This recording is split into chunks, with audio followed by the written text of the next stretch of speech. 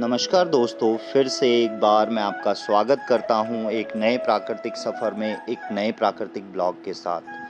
आज के प्राकृतिक ब्लॉग के सफ़र में मेरा विषय रहेगा जल संरक्षण, जिसे हम अंग्रेजी में वाटर कंजर्वेशन भी कहते हैं। जल संरक्षण का मतलब है जल के अनावश्यक प्रयोग, अननेसेसरी यूज़ को घटाना एवं सफाई, क्लीनिंग, निर्माण, कंस्ट्रक्शन, कृषि, एग्रीकल्चर आदि के लिए अवशिष्ट जल, वेस्ट वाटर को पुनः रिसाइकल करके उसका प्रयोग करना।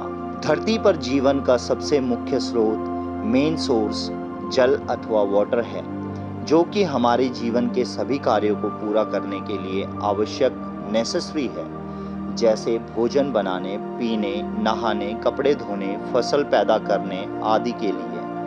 जल को बिना दूषित, पॉल्यूट किए फ्यूचर जनरेशन के लिए इसे बचाना अथवा कंजर्व करना जरूरी है। भारत और दुनिया के दूसरे कई देशों में जल की भारी कमी है, जिसकी वजह से लोगों को पीने के पानी तथा खाना बनाने के साथ साथ ही रोजमर्रा के कार्यों को पूरा करने के लिए जरूरी पानी के लिए लंबी दूरी तय करनी पड़ती है। जबकि दूसरी तरफ पर्याप्त जल, सफिशिएंट वाटर के क्षेत्रों में अपनी दैनिक ज़रूरतों, डेली नीड्स से ज़्यादा पानी लोग बर्बाद, वेस्ट करते हैं। हमें जल के महत्व, इम्पोर्टेंस और भविष्य, फ्यूचर में जल की कमी से संबंधित समस्याओं को समझना चाहिए। हमें अपने जीवन में उपयोगी जल को बर्बाद, वेस्ट और प्रदूषित, पॉल्यूट नहीं करना चाहिए तथा लोगों के बीच जल संरक्षण अथवा वाटर कंजर्वेशन को बढ़ावा देना चाहिए। कुछ मुख्य बिंदु हैं जिनके द्वारा हम जल को संरक्षित कर सकते हैं। There are some important points by which we can conserve water. Number 1, हम धीमी गति के shower head, slow speed shower head का प्रयोग कर सकते हैं, जो कि कम पानी गर्म होने के कारण कम ऊर्जा तथा कम जल का प्रयोग करते हैं और इसलिए कभी-कभी हम इन्हें कुशल शावर अथवा एफिशिएंट शावर भी कहते हैं। पॉइंट नंबर 2, शौचालय अथवा टॉयलेट्स में धीमे फ्लश का प्रयोग या फिर आप खाद शौचालय, कंपोस्ट टॉयलेट का प्रयोग कर सकते हैं, क्योंकि पश्चिमी शौचालय, वेस्टर्न टॉयलेट्स में पानी की बड़ी मात्रा खर्च होती है।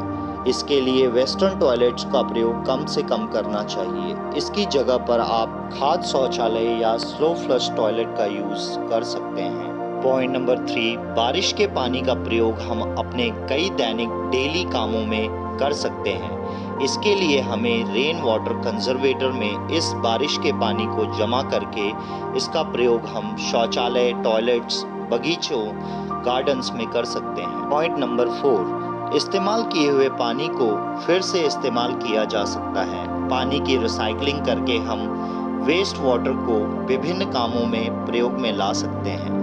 पॉइंट नंबर 5, हम फॉसेट एरिएटर्स का प्रयोग कर सकते हैं, जो कि कम पानी इस्तेमाल करते समय गीलेपन का प्रभाव बनाए रखने के लिए जल के प्रवाह को छोटे छोटे कणों, पार्टिकल्स में तोड़ देता है। इसका एक और फायदा यह है कि इसमें हाथ या बर्तन धोते समय पड़ने वाले छींटे, ड्रॉप्स कम हो जाते हैं। और भी कई टेक्निक से हम जल संरक्षण, वाटर कंजर्वेशन की प्रक्रिया को पूरा कर सकते हैं।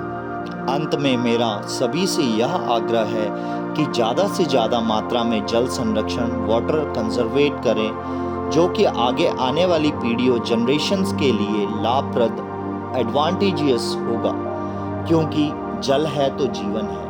अब मैं अपने प्राकृतिक ब्लॉग के इस विषय वाटर कंजर्वेशन को यहीं पर समाप्त करता हूँ। आशा करता हूँ यह ब्लॉग आपको पसंद आया होगा। ऐसे ही शिक्षाप्रद डिडैक्टिक ब्लॉगों से जुड़ने के लिए मेरे चैनल को लाइक, शेयर और सब्सक्राइब करें। धन्यवाद।